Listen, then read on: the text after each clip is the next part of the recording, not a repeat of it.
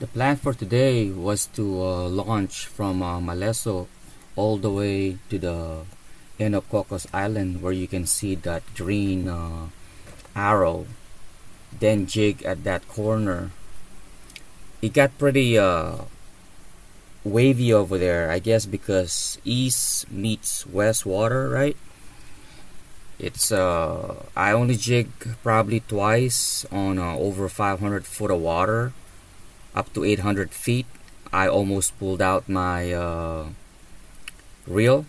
I was using a lot of line, and I got tired after two jigging. Especially I was using heavy jigs, so it was time consuming and a lot of effort. So I didn't like it. I ended up just fishing around the areas where you see a lot of tick marks.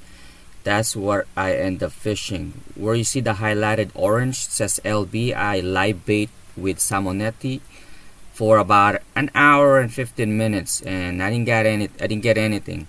I ended up getting cut off. I'm pretty sure it's a barracuda because it was a clean cut. So I took my bait. I was hoping, maybe there's a mahi there that will hit that, because I was using a circle hook. And the other arrow that you see that goes all the way to Humatak, that was my original plan, is go jig at the end of Cocos Island and jig all the way to Humatak. But the current weren't in my favor. I end up drifting back to end of Cocos Island, then go back up, drift back. It was a long event of back and forth, back and forth. Probably what I should have done is, was started at the beginning of the Maleso Pier, right?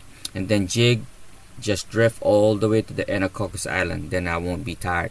But the problem is, at the end of the day, even though I'm not tired pedaling, I will be tired trying to go back at the end of the day. That it's a 4 mile stretch. So it's gonna take me a long time, and I don't like it when it's the end of the day. I have to travel over an hour. I'd rather get my hard workout of traveling first thing in the morning and jig, rather than at the end of the day when I'm already exhausted from fishing. But overall, it was still a good time fishing. I caught a lot of smallies, just pan fry. It wasn't really a very productive day, I would think, right? But towards the end, I caught that 9-pound Gadao. That grouper was definitely big. It just sucks that my GoPro video files were corrupted. Fish on. Good morning, everyone. Welcome back to Living It Good. Just a disclaimer.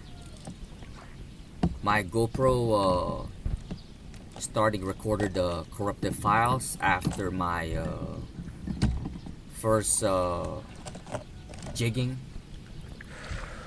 and I have the extended battery on my GoPro. So what I did after that, I just let it record for over 20 minutes, 30 minutes at a time, and I guess it overheated.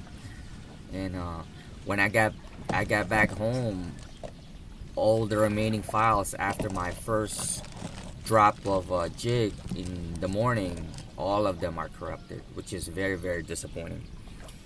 Especially on this video, you'll see that I caught my personal best Gadao or grouper, and man, that was a really good action. If only that file wasn't corrupted. So I apologize. If you want to just go ahead and fast forward, you can go at the end of the video where you see my catch. Aside from that, lesson learned. What I'm gonna do from now on, I'll just try to record up to like a few minutes at a time.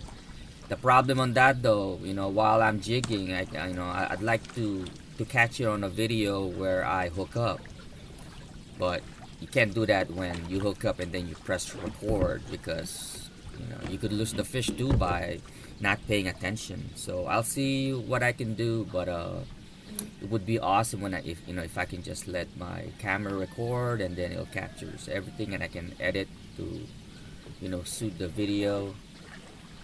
But it is what it is.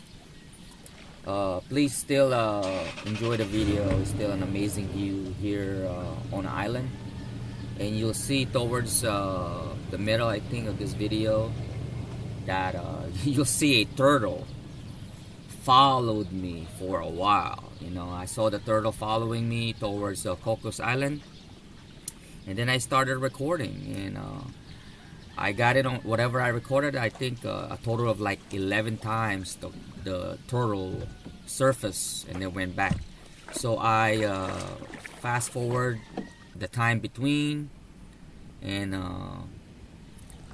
so it's not too long to watch. But you'll see I numbered the time that the turtle was surfacing for air, and then continue to follow me until I stopped. I thought that was pretty cool.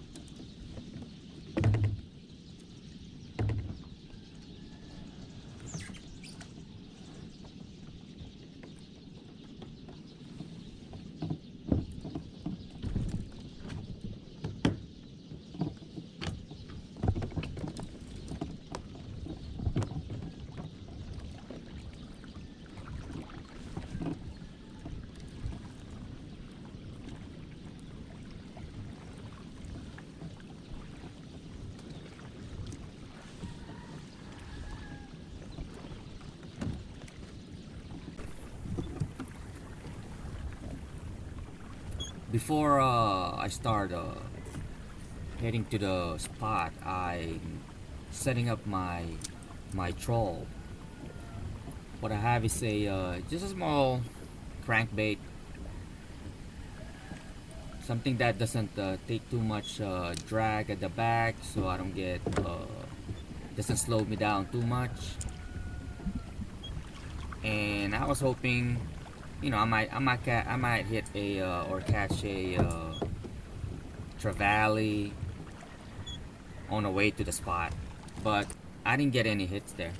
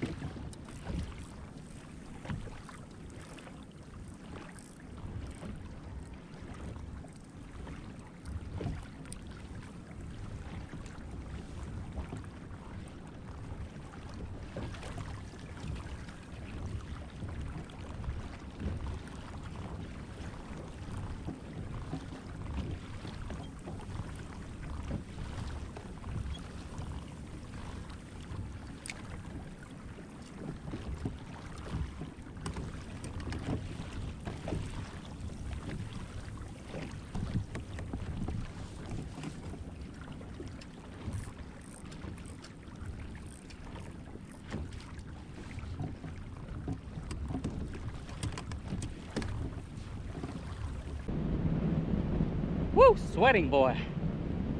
1 hour.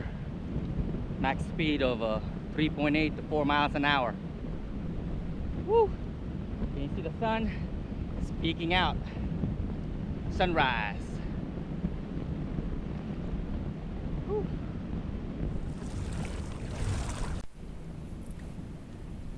Check out this video. You'll see a turtle in just a little bit. It kept following me for quite some time. I don't know how many minutes, but it followed me for a long time.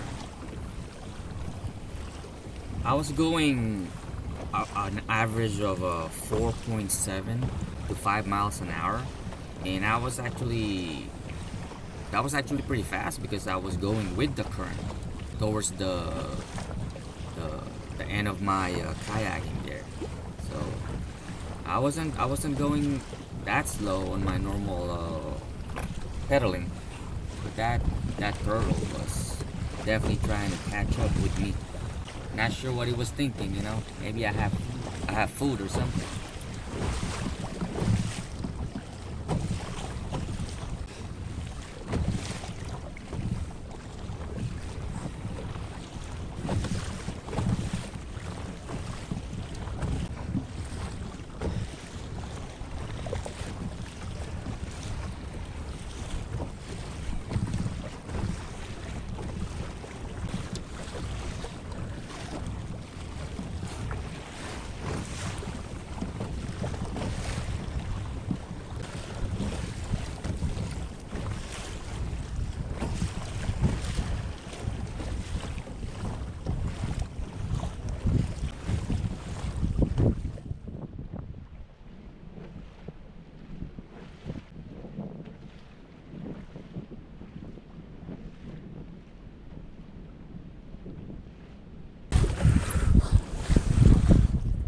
Alright, stop following me now, buddy.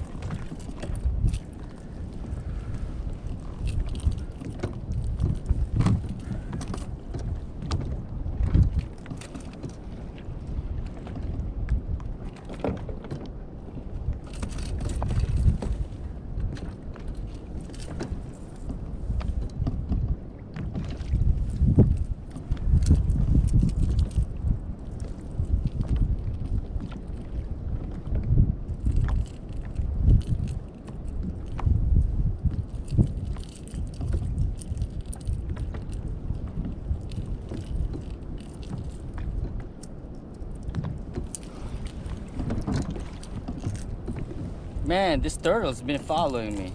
Like, no joke, it's still there. Here I'm getting ready to set up my first drop, which is I started at before at my target point, because I know I was still drifting and I don't want to go too far out on my target location. So I started off at probably 525 feet, and I was drifting towards the deep side. And you'll see this is just one drop over 10 minutes to complete. That's why it's really exhausting to jig using a heavier setup, fishing pole, your heavier reel, and your jigs. My jig was only 100 grams. What? what really you need to use at those depths are at least 300, 400 grams jigs, and they're very heavy. And I was want to make sure, if there's any fish down there, that they'll notice my jig. So I attached two flies, a medium-sized flies. They're both on a stainless steel hooks, so I can reuse them multiple times without rusting right away. And the wings that you see on my assist hooks are luminous, so they can capture more light while they're being jigged on the bottom. But yeah, no bites on the 2 times I jig on the deep side. I started at 500 and I end up jigging up to like 800 feet and nothing, right? I was only expecting maybe there might be a tuna around that area, duck-tooth tuna, right? We'll see, but nothing bit, right? It's the part of fishing, of not knowing what's down there. Sometimes a good day, sometimes a bad day. And you know what? That day was not so good at the beginning because there were, no hookups, not even a strike on the deep side of the area. I end up going back to shallow side, and then I got drifted back, go back to shallow, drifted back. I think I was at the end of Cocos Island for a couple of hours, and the currents there were pretty strong. On that video, it was still early in that morning. The current and or the surface, perfect, right? You see, it's not that bad, but towards when the sun started coming out, I think like around 9 or 10, right? And also that's when all the footage were corrupted. It got pretty rough between east and west water, where towards the end of Cocos Island it was rough out there. I would say about 2 to 3 foot waves and swell. So I was moving a lot, making sure I'm not gonna flip over. But it was tiring. I ended up just working the water from Cocos Island all the way to where I started, which just took entirely all day.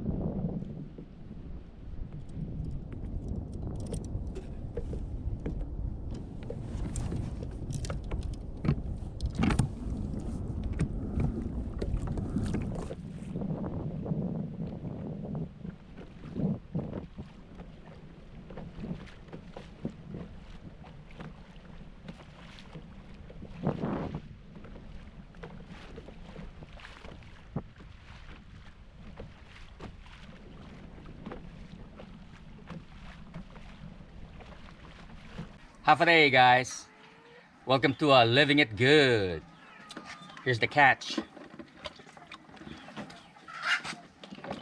Sadly, I lost all my footage. I had error on my GoPro, so I have no video catching all this fish.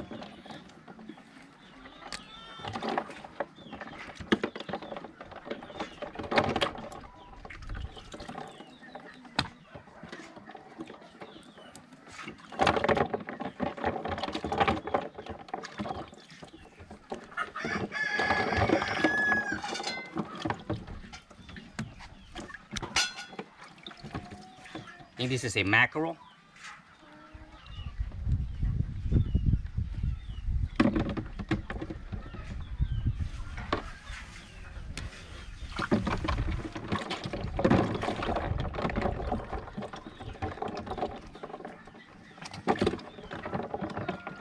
And I got a letter jack. I'm gonna try the skin, use it as a sabiki, as a lure, see if that's true what they say about that. And the main one, look at this bad boy. Let's kind of unstretch him a little bit. Holy crap. Yo, hold up. Oh my goodness, it's a beast. It's a beast, guys. Whew. It's 9 pounds, 9-pounder. This is my personal best, definitely. That's why I said I was recording it, but when I got home, it's a corrupted file. I caught this on about 50-60 foot water. I think I was at the 35. I ended up drifting, and when I finally netted, it was at about 50 foot deep. So it's really on the shallow side. But this is a beast, guys. Freaking awesome. So not bad. Going home with that, then I got rewarded this. You know, you just gotta have patience when you're macro jigging. Hope you enjoyed the video. Thank you for watching.